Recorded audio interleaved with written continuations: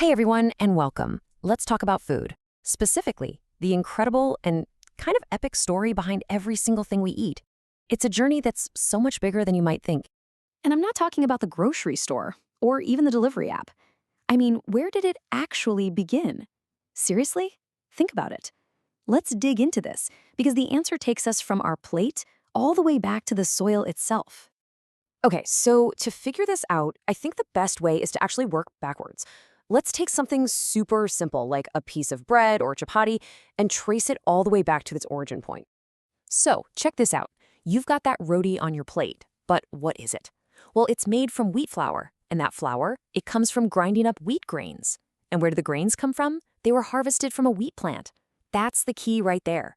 No matter what you're eating, if you trace it back far enough, the story almost always begins with a plant.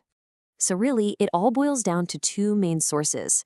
You've got your plant-based foods, the grains, the fruits, the veggies, and then you have your animal-based foods, like milk, eggs, or meat. But here's the kicker. What did those animals eat? Most of the time, they're eating plants. So it's this huge, interconnected web that starts with the sun and the soil. Okay, so we know our food comes from plants and animals. But when did we humans actually figure this system out? This wasn't some recent invention. Nope.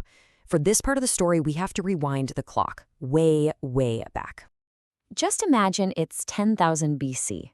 Our ancestors were nomads. Their entire life was about moving, hunting, and following the seasons, just hoping to find enough food to survive.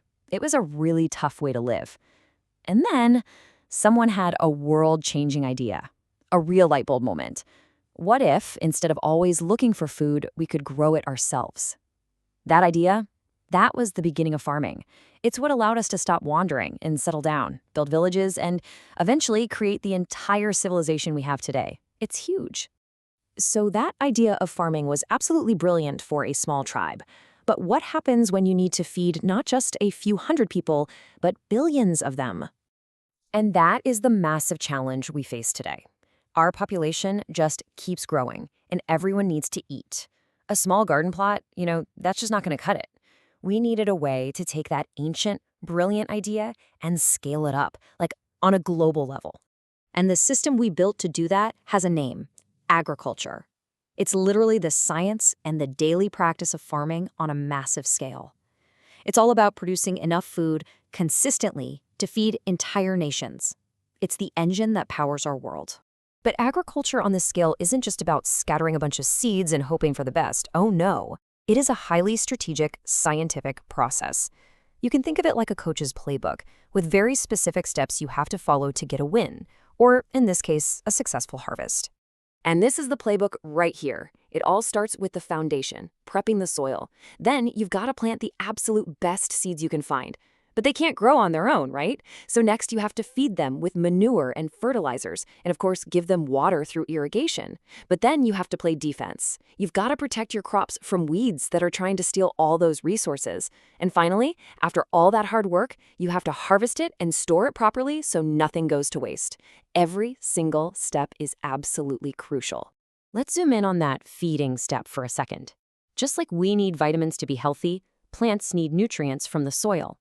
Farmers can add these nutrients using manure, which is the traditional organic way, or with fertilizers, which are more like targeted supplements that give the plants exactly what they need. And honestly, the choice between these two is one of the biggest conversations happening in modern farming today. And this quote right here highlights another one of those huge challenges. It's not enough to just feed your crops. You have to protect them. Think of weeds as these fierce competitors, fighting your main crop for everything: sunlight, water, nutrients, you name it. So getting rid of them isn't just a small chore. It's a critical part of the entire process. So wow, we've gone from a single meal, traveled back 10,000 years, and then dove deep into the modern farmer's playbook. What does this incredible, long story really mean for us, right now? It means that the system that puts food on our tables is way more than just a system.